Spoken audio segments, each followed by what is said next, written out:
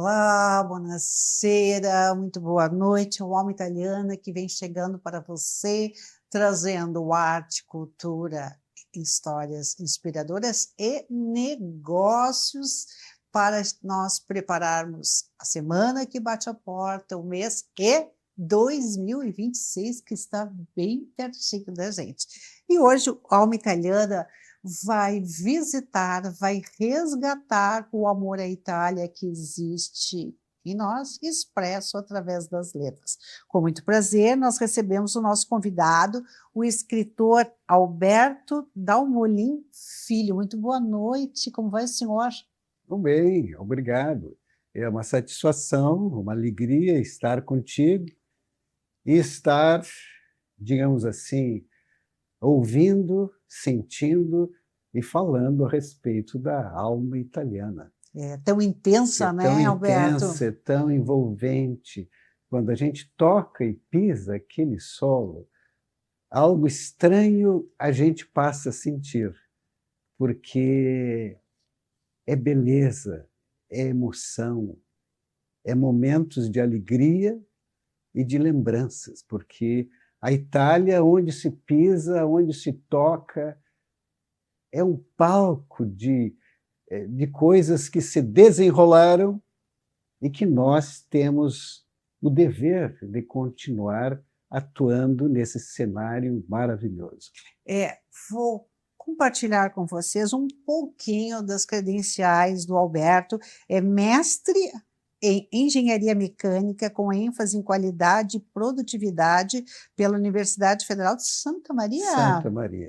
Pós-graduado em Ecologia Humana. Sim. Explica para nós o que vem a ser Ecologia Humana. Sim, nós desde quando ingressamos nos nossos estudos, os primeiros que eu fiz foram voltados justamente às coisas da natureza, à biologia, a história natural, um curso muito longo, que hoje não tem mais, mas que pegava desde a petrologia, desde a geologia, pegava toda a botânica, toda a zoologia. Então, a gente se encantou com as coisas da natureza.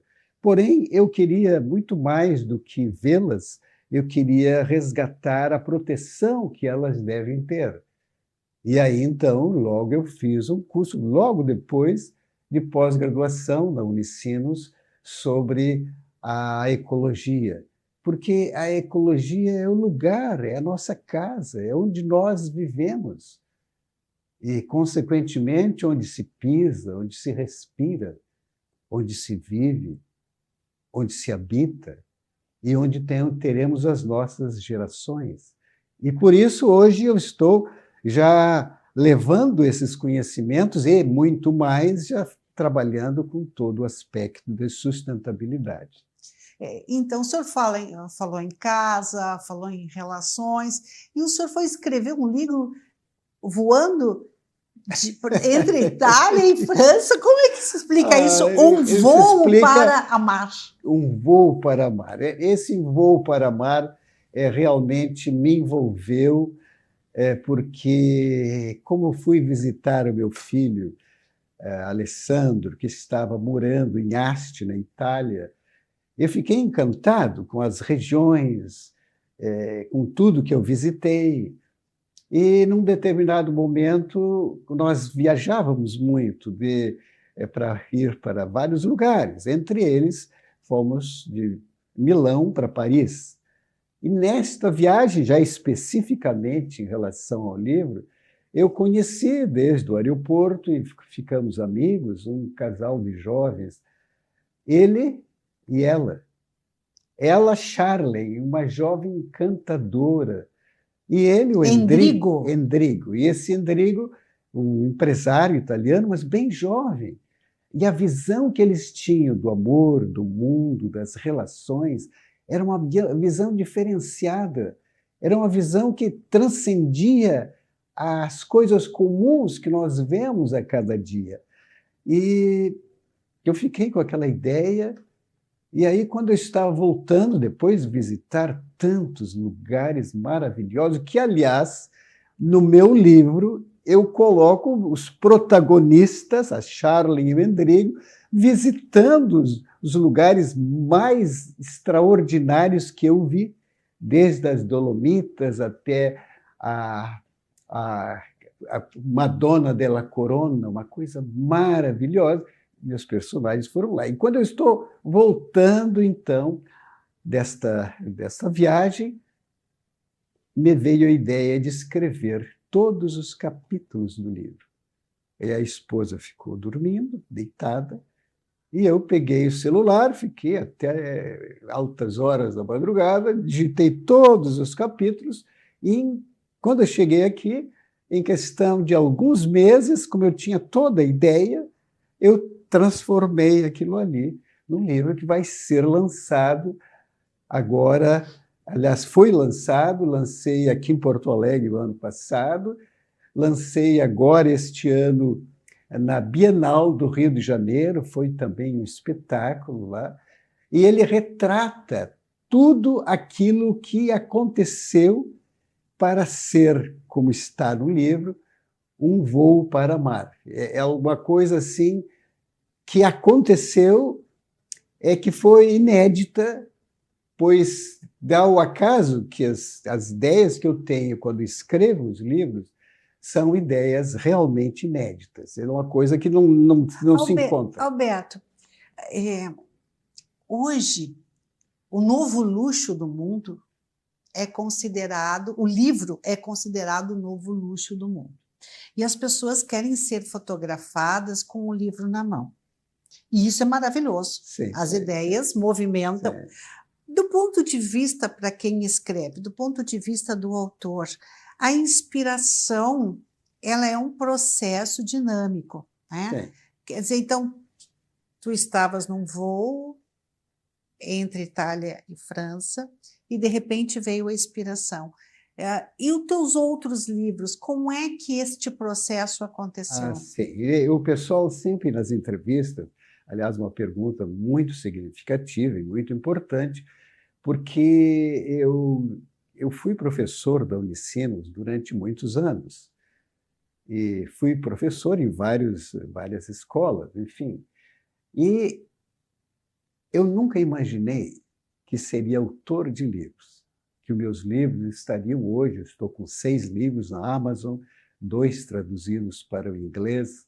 Então, eu nunca imaginei isso aí. E por este motivo, eu até coloco aqui dentro do programa e para a Alma Italiana, que as pessoas podem e devem dar-se a condição e escrever as coisas que gostam. Repare, quando houve a pandemia, eu fui para ficar na praia, não podia fazer nada, e, consequentemente, eu corria na praia e escrevia. Só que eu queria há muito tempo agradecer aos meus pais pelo que fizeram, pelo que minha mãe fez para mim. E aí me surgiu a ideia de escrever o primeiro dos meus livros, As Faces da Gratidão. E nessas Faces da Gratidão eu conto a história da minha mãe, da minha família.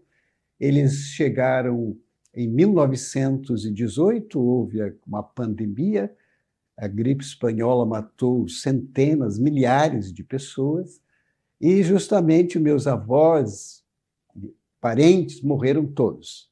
Sobrou 5 órfãos. E os 5 órfãos, um deles era minha mãe. E aí, esta jovem foi criada por uma avó e por um filho daquela avó, que sobraram apenas.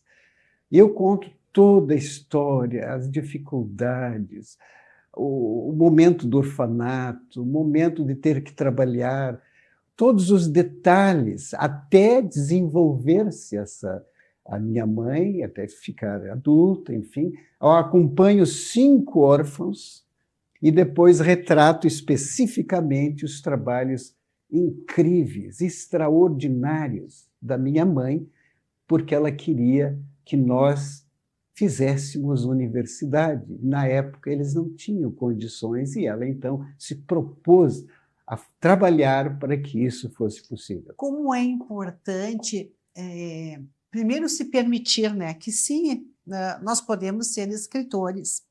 E também o quanto as vivências, né? Tanto Sim. as positivas quanto as negativas, experiências, vivências, como eu disse, viagens, desafios, eles podem se tornar mensagens para impactar na vida de outras pessoas. Sim. Sim, não, isso é fundamental, porque foi exatamente isto, esse desafio, essa superação da vida que eu mostro e agradeço aos meus pais, é que eu traduzi nos meus outros livros.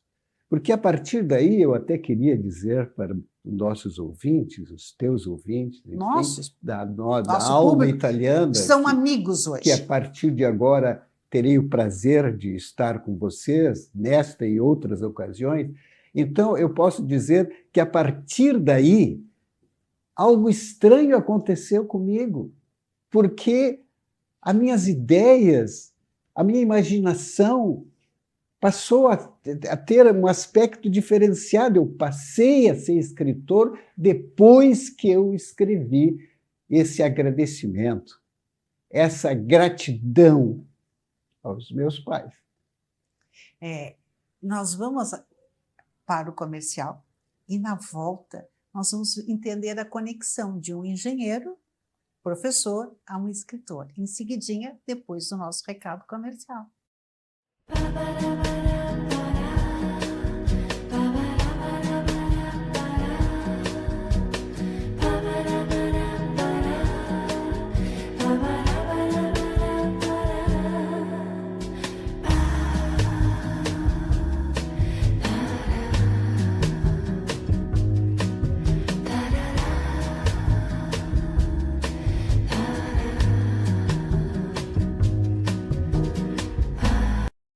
Já imaginou propor ideias que transformarão o futuro sustentável do nosso estado?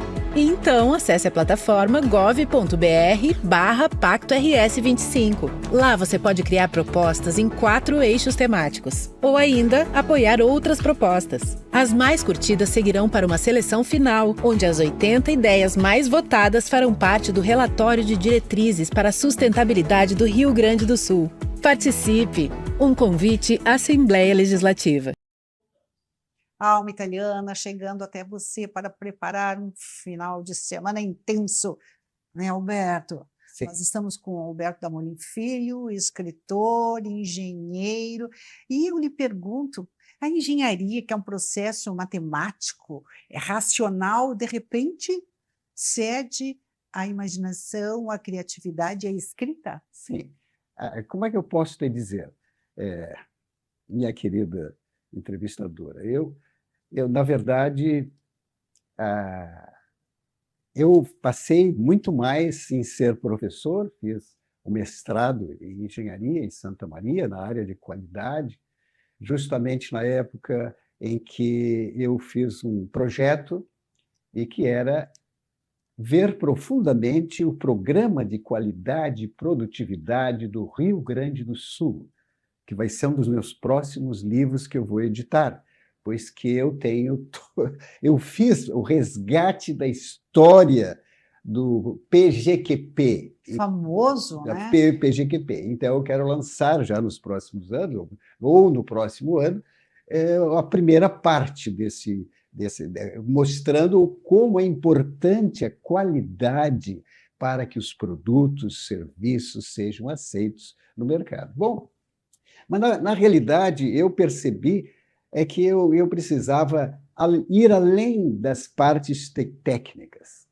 E a partir daí, além de trabalhar nessa área voltada ao raciocínio, como falaste, as matemáticas, eu quis entrar na URGS e estudar todos os tipos de energia, desde a eólica, fotovoltaica, marés, enfim, todas, carvão, petróleo, enfim.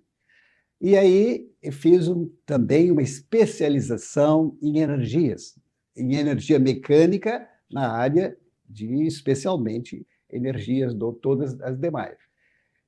Quando eu terminei, estava maravilhado com tudo, porém, eu percebi, eu estava lecionando da Unicinos, no curso de engenharia, na área de meio ambiente, uma disciplina, e aí o reitor me disse, mas Dalmolin, tu precisa fazer para completar os teus estudos, faz direito. Se tu fizeres direito, tu vai conhecer todos os aspectos. E como a gente se dava muito bem, eu digo, não, sabe, eu vou até seguir a tua ideia. Não tinha pensado, mas me inscrevi, comecei a fazer, concluí o direito na Unicinos. Para mim foi uma coisa maravilhosa. E ainda mais satisfatório foi voltar aos bancos escolares como aluno. E do lado meu estavam jovens que conversavam comigo e trocavam ideia como jovens. E aí, um dia, no dia da formatura, até hoje me recordo, não sei como, apareceu um professor da nossa área, lá da engenharia, e eu disse, mas Dalmolin, tu está aqui. No direito? No direito. Disse, não, eu estou me formando. Aí os colegas olharam, mas para aí, Alberto, me chamavam Alberto, né? O meu primeiro nome é Alberto. E aí, mas Alberto, tu era professor enquanto eu era colega? Não. Eu disse sim, só que eu queria ter o prazer de ser colega de vocês, e não eu dizer, olha, eu sou professor da universidade, sou colega. Não. E aí, realmente, eles até gostaram mais, porque nós convivemos. Eu acho que a convivência, o trocar ideias, o trocar palavras, o fazer críticas, isso é fundamental. Sabe que se estuda muito hoje os anos de vida que nós temos a mais, né? Sim. Mas também é preciso encostar vida nesses anos, né? Não Sim, adianta nós vivemos até os 100, como diz a ciência, até os 100, 120 anos sem qualidade de vida. Sim. E um dos quesitos, hoje já certificados pela ciência, é justamente a convivência e o senso de pertencimento, onde a leitura é algo absurdamente benéfico. Sim. Qual é a importância da leitura para a geração 50 a mais, no teu olhar? Sem dúvida, nós passamos, os nós 50 a mais, passamos por momentos extraordinários. E esses momentos nos levaram do disquete ao disco até as tecnologias de hoje. Eu regrediria mais. A máquina de datilografia. Eu fiz escola de datilografia para poder entrar nos meus primeiros trabalhos. E, consequentemente, me parece que o toque de sabedoria, e que será um dos livros que eu estou também trabalhando, é o pensar. Sim, porque o escritor ele tem muitas ideias. Eu estou com vários aspectos de vários livros já em andamento. Uns já tem 20 capítulos, enfim. Mas uma coisa que me chama muito a atenção é o pensar.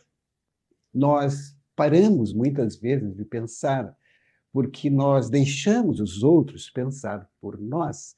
Nós ouvimos a opinião de alguém, não entramos em detalhes se aquilo é verdadeiro, se é falso, nós tocamos aquela opinião à frente, sem nem ter ideia que talvez aquilo não esteja correto e que teria que se voltar a estudar aquele assunto para falar de uma maneira correta, completa, e colocar as tuas impressões. Então, o pensar, que era uma coisa extremamente positiva, tem vários anos, e os escritores, eles param para pensar. E é um momento de reflexão e de introspecção extraordinários. Vocês não imaginam o prazer que a gente sente com os protagonistas dos nossos livros. Nós nos emocionamos, e até me perguntaram, Dalmolin, um amigo me perguntou, mas como é que tu consegue, nesse primeiro livro e os outros, colocar tanta emoção nesses livros? Aí eu respondi para ele, esse colega meu, Gelson Azevedo, que eu estou citando aqui, e eu disse, não, acontece que eu vivo aquela emoção. Ok, mas eu vou insistir um pouquinho, Alberto, assim, e do ponto de vista do leitor, o quanto o hábito de ler é importante. Tá, então, exatamente eu falei dentro desse aspecto, porque o momento que tu passas a ler, a tua mente, a tua imaginação passam a trabalhar. Se nós ficarmos assistindo um filme, ou olharmos apenas uma parte da TV, nós estamos deixando o nosso cérebro olhar uma série de fotos, de retratos, mas não estamos deixando a nossa imaginação trabalhar. E ela é fundamental para nos dar ideias. É ela que abre caminhos. Então, quanto mais tu leres, sejam sobre paisagens, sobre temas, sobre parte tecnológica, tanto mais tu vais ter ideias para executar outras tantas novas ideias, inovações extraordinárias. Mas tu precisa parar e deixar que a leitura te leve a esses caminhos. Eu vejo que as pessoas dizem, eu acho bacana ler, eu acho que é top, mas eu não consigo dedicar um tempo para a leitura. Eu diria, Alberto, que a leitura é um hábito, né? A gente começa a ler aos pouquinhos, uma página, 2 páginas, mais ou menos no mesmo horário. É impossível que a gente não consiga tirar um tempinho, 10 minutos para começar esse hábito tão generoso e tão grandioso para quem lê. Qual a tua dica para a pessoa que acha que não consegue sentar e ler um livro? Eu digo primeiro que nós, como autores, e a mídia em geral, e programas como este, a Alma Italiana e outros mais, tem que, primeiro, em tudo na vida, há necessidade da motivação. Então, vários órgãos, várias feiras do livro, como eu fui na Bienal de São Paulo, aqui, que eu participo em todas as feiras, enfim, eles têm que fomentar, eles têm que motivar para que as pessoas cheguem, encontrem aquele livro. Só que o livro, e digam para a pessoa que ao começar a ler, alguma coisa vai mudar. Não posso me esquecer, eu estava ainda fazendo estudos na universidade, e aí me parece que foi na época que eu estava fazendo na URGS. E aí alguém me disse, Madame Molim, se tu pegares um livro, eu vou te dar um livro aqui que é muito bacana, tu vai sentar. Na época eu não tinha ideia de que seria autor. Se tu começares a ler este livro, tu não vai parar. Se tu começar às 11, tu vai até às 2. Eu digo, mas será possível isso aí? E aí então eu peguei, comprei o livro, fui olhar, e era dito, o nome do livro era Profecia Celestina, me lembro até hoje.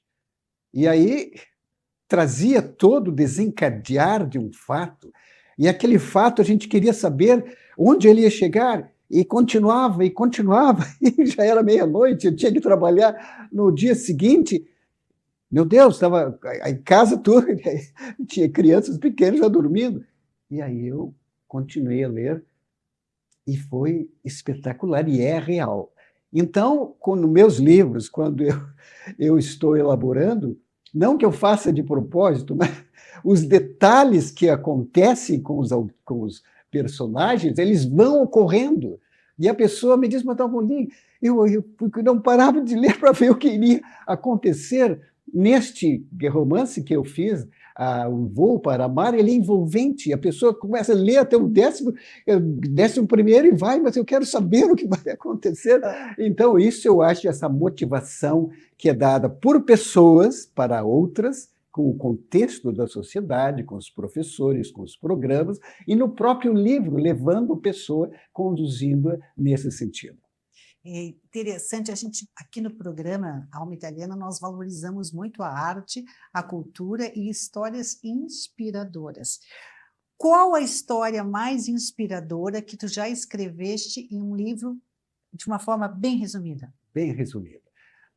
Uma história inspiradora que eu, correndo na praia, foi o meu segundo livro, eu acredito, correndo na praia de Xangri-Lá, até a plataforma de Capão. Ali eu treinei para ser maratonista depois. Aliás, comecei as corridas aos 60 anos, porque eu trabalhava tanto que não tinha tempo. Corria e não dava tempo para correr. Eu corria para trabalhar, só que não dava tempo de correr e praticar exercícios físicos. Bom, então o que é que aconteceu?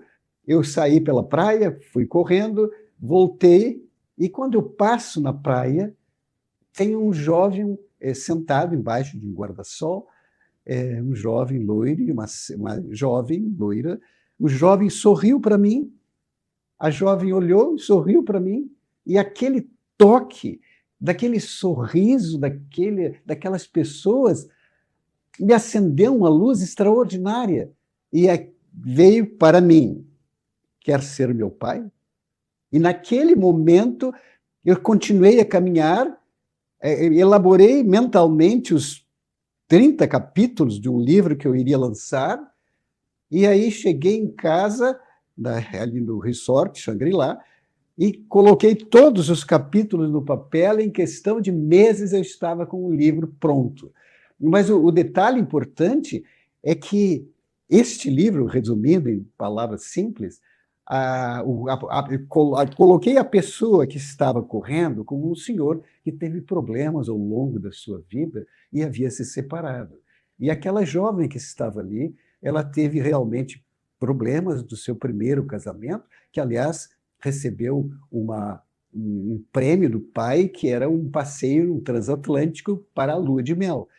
E aí, quando ela quase termina o passeio, ela descobre que o jovem que estava com ela, na verdade, estava sendo procurado pela polícia. E ela volta aos prantos, dizendo que na realidade, o que aconteceu? Os pais a recebem, ela volta a trabalhar com aquela criança e um dia encontra um senhor e ela na praia e cria um romance extraordinariamente lindo. Qual é o título? Queres ser meu pai? Queres ser meu pai. É interessante, e nós vamos voltar a conversar com o escritor Alberto Dalmolin Filho, e desejando a você, né, Alberto, um final de semana pleno, intenso, com uma recomendação. Ache um tempinho na sua agenda para ler. Como eu digo na Rádio Guaíba e em todos os lugares, quem tem tempo para ler ganha momentos e saltos quânticos na sua vida. Um excelente final de semana. Voltamos no próximo Alma Italiana.